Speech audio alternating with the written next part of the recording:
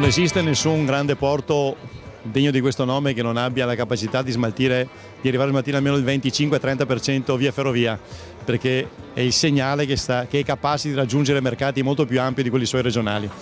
Questo porto era capace di farlo negli anni 60, poi per una serie di motivi che è inutile qui raccontare li abbiamo andati perdendo e stiamo restituendo questa cosa con due tappe. Oggi chiudiamo la prima, questo che chiameremo lo scalo ferroviario di Marghera 1, è quello che consente di utilizzare al massimo le infrastrutture che esistono, però queste infrastrutture passano per la stazione di Mestre e quindi devono fare i conti con l'alta velocità, con i pendolari, con l'SFMR e quindi abbiamo praticamente una finestra notturna con cui possiamo passare. Ciò nonostante, con questo parco noi facciamo un fascio di binari abbastanza consistente, che consente di organizzare fino a 50 treni al giorno e della lunghezza di 700 metri. Questo è fondamentale perché fino adesso i treni che si fanno sono da 450 a 500. 700 è la richiesta minima europea che consente di rendere conveniente il treno rispetto ad altri modi.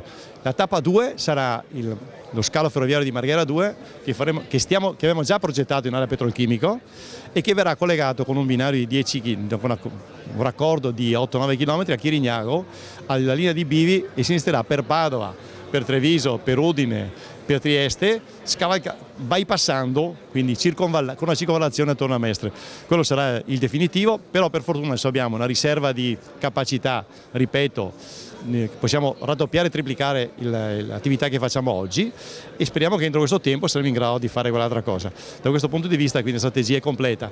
Assistenza europea piena, questo è finanziato in parte dall'Unione Europea, quell'altro è finanziato dall'Unione Europea, piena collaborazione di RFI con cui stiamo riprogettando assieme questa cosa.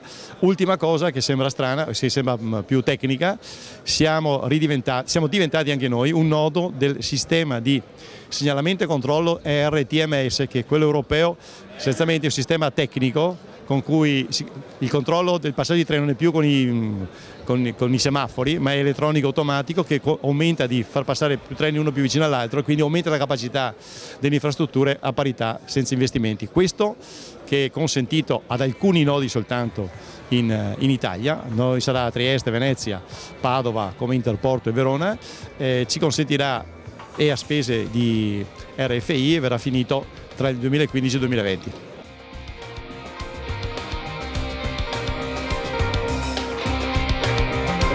E consentirà ancora di ampliare questo grande interporto merci al servizio del porto è collegato in una maniera molto... Questo è un progetto che da tempo viene presentato correttamente. È chiaro che la crisi ha un attimino spostato certi bilanciamenti per quello che riguarda i flussi, però nel medio periodo la crescita di Venezia diventa non solo un elemento importante per il territorio ma anche per tutta l'Europa, per riequilibrare proprio il transito su gomma e comunque una maggiore efficienza nella logistica dei trasporti delle merci. Guarda, in maniera molto semplice, qui ci sono una serie di scambi innanzitutto già in essere, penso ai mercati più lontani dell'Oriente e dell'India, c'è un'opportunità che tutti ci auguriamo riparta rapidamente con la sponda sud del Mediterraneo, dove molti paesi attraversata questa fase di cambiamento si affacciano di nuovo come potenziali mercati di sviluppo e di crescita.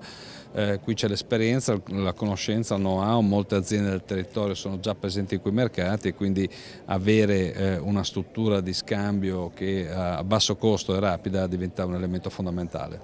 Anche la fumata scenica.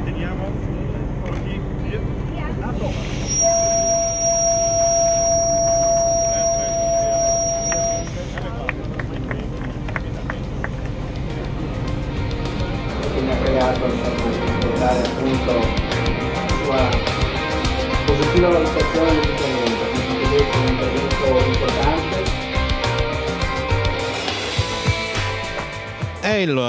È il futuro. Noi non possiamo pensare che le merci, ad esempio, in questa nostra terra, che è anche terra di passaggio, possano continuare ad andare solo e esclusivamente sulla gomma.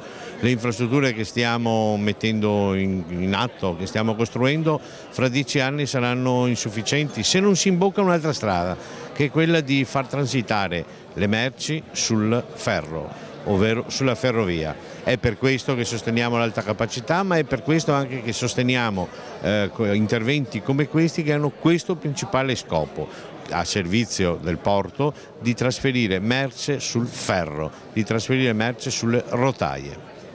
Beh, quello che fa l'Europa non lo so, credo ci creda, ma noi ci crediamo. Noi ci crediamo fino in fondo, perché questo è, come dire, lo sviluppo, questo è, come dire, quello che chiede il nostro territorio. Non possiamo più continuare ad invadere il nostro territorio di ulteriori strade. Quelle che abbiamo progettato, quelle che sono in corso sono, come dire, sufficienti e per recuperare il terreno perso, ma bisogna pensare fra 10 anni, quindi ecco perché bisogna ripuntare sul ferro.